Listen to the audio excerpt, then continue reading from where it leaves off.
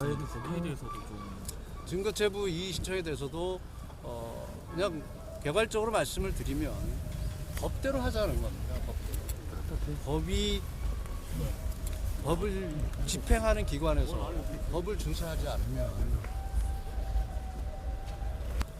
그 법의 일관성, 어떤 예측성 이런 측면에서 국민들은 불안할 수밖에 없습니다. 사법의 신뢰도도 훼손되는 것이고 어떤 사회의 어떤 질서라는 측면에서 신뢰가 붕괴되면 혼란스러울 수밖에 없습니다.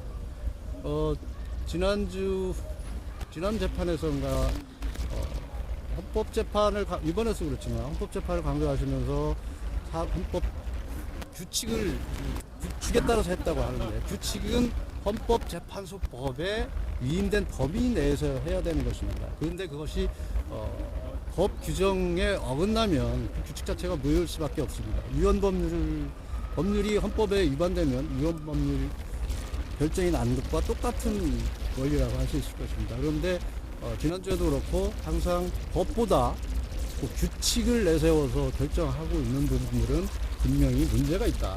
재판에.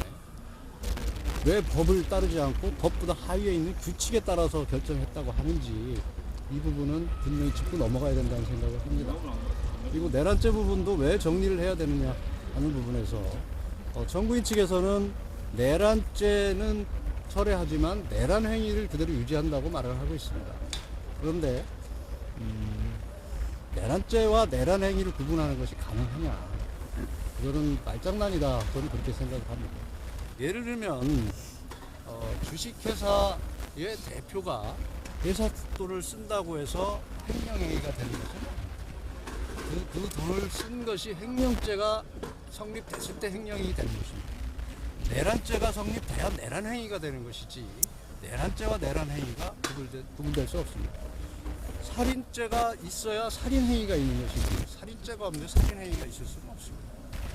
마찬가지로 이런 부분에서 내란행위가 내란죄와 관련이 없다고 하는 것은 모순된 주장이고 한마디로 개변인 수밖에 없다는 말씀을 드리겠습니다. 그렇기 때문에 재판 전에 이 소추의 대상을 심판의 대상을 명확히 하고 가야 된다. 그런 말씀을 비일 개시 신청, 이의 신청을 담았던 것입니다. 그런데 오늘 그 부분에 대해서 판단을 하지 않았던 것 같습니다. 헌재법 32조의 수사 기록은 원본을 말하는 예. 것이고 그에 따라서 박근혜 대통령 탄핵 심판 때도 수사 기록 받아보지 않았습니까? 원본이 안 되는데 사본이 된다는 것은 그건 말이 된다고 생각을 하십니까? 원본과 사본에 원본이 안 되는데 사본은 된다? 정확성이 어디에 더 있다고 생각을 하십니까? 원본이 훨씬 더 정확한 겁니다. 그리고 박근혜 전 대통령 탄핵 때 결정이 있다고 해서 이번에도 옳다는 전제는 없습니다. 특히 2020년도에 형사소송법이 대대적으로 개정이 됐습니다. 그래서 증거 능력의 차이가 엄청나게 생겼습니다. 예를 들면 과거 형사소송법에서는 검사 작성의 피의자 신문조서는 진정성립만 인정이 되면 내용을 부인하더라도 증거 능력이 있었습니다. 그러나 지금 개정된 형사소송법에서는 당사자 피의자가 내용을 부인하면 그 피의자 신문조서가 휴지 쪼가리가 됩니다. 증거 능력에 있어서 증거 법칙이 엄청난 변화가 있었습니다. 그런데 과거에 그런 결정이 있었다고 해서 잘잘못을 따지지 않고 무조건 따른다는 것은 말이 안 됩니다. 국회 측의 증인 좀 줄인 거에 대해서는 어떻게 생각하세요? 그 부분에 대해서는 소추 요건, 소추 대상, 심판 대상의 변화에 따른 것으로 보이는데 그런 것들이 일종의 내란죄와 내란행위를 구분하면서까지 구체하게 재판을 신속하게 끌고 가려고 하는 그런 끝에 나온 수단이 아닌가 그렇게 생각합니다. 윤석열 대통령은 탄핵 심판에 입장 전해달라거나 그런 거 좀 있었을까요? 네, 특별한 건 없고 대통령의 입장은 대통령이 출석하실 때 분명히 말씀을 하실 겁니다. 한 달가량 기간 동안 절차적 문제 주장만 주로 하시는데 이번 비상계엄이 전시, 사변, 비상사태에 해당한다는 입증은 어떻게 하실 건가요?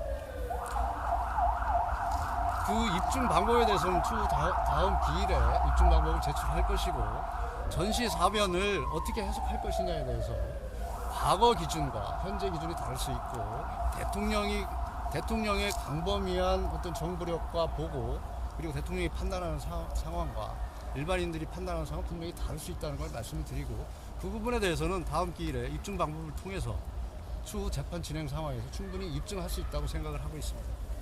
그 윤 아직 대통령 정리된 입장이 없는 건가요? 발표를 안 하셔가지고. 아니, 정리된 입장은 없는 건 아니고 정리는 다 돼 있습니다. 돼 있는데 재판의 어떤 진행 과정에 따라서 우리가 바뀔 것이고, 특히 먼저 심판 대상이 특정이 돼야 그 다음에 우리도 방어권을 행사할 것이고 우리 진실을 밝혀나가는 과정이 재판 필요할 진행 겁니다. 전에 국민들한테 설명해야 되는 거 아닌가요? 재판이 없다면, 그리고 이런 사법 절차가 진행이 안 된다면 대통령이 담화문을 통해서라든지 얼마든지 설명할 수 있겠죠. 그러나 이미 재판이 시작됐고 사법 절차가 진행되고 있기 때문에 그 절차를 벗어나서 하는 것은 또 적정하지 않다고 생각도 하고 있습니다.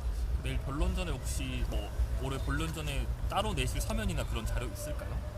네, 오늘 재판 끝나고 이제 돌아가서 변호인들이 검토를 해서 대응 방법을 찾도록 하겠습니다.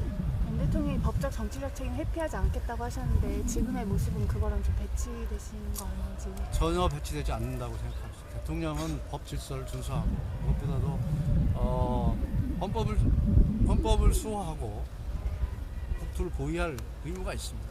그 과정에서 지금 일어나고 있는 어떤 사법 절차의 불법성, 법이 지켜지지 않는 부분, 혼란스러운 부분들에 대해서 분명히 법대로 당당히 대응을 해야 될 의무가 있고 책무가 있습니다. 불법이 진행되고 있는데 그 부분에 막연히 그냥 응하는 것도 그건 대통령의 책무가 아닙니다. 대통령의 자세가 아닙니다. 오늘 경호처 공수처 이렇게 3자 회동이 있었는데 이 부분에 대해서 한 말씀 부탁드립니다. 글쎄, 3자 이동은 지금 국가기관끼리의 어떤 물리적 충돌을 막아야 된다는 생각, 그리고 불상사 막아야 된다는 생각, 여러 가지 생각 속에서 이루어졌지만 구체적으로 그 안에서 무슨 대화가 오고 갔는지 제가 파악하는 게 없어요. 제가 참석하지 않았기 때문에. 지금 경호처 직원들이 그 처벌의 위험을 감수해야 됩니까? 이렇게 출석 안 하시는 것 때문에? 처벌 대상이 아닌데 위험을 논하는 게 어렵죠.